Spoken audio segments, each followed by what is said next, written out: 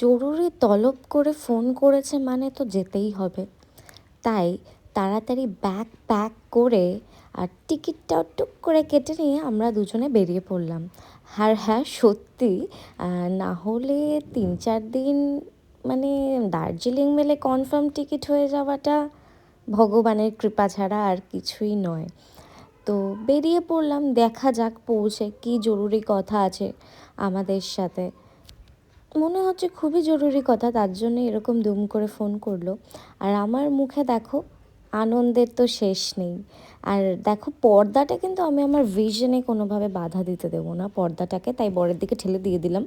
যাই হোক, পাহাড় ডেকেছে বলে কথা, খুব ইম্পর্ট্যান্ট কথা আছে হয়তো। তাই চা খেতে খেতে ভাবছিলাম যে কী কথা হতে পারে।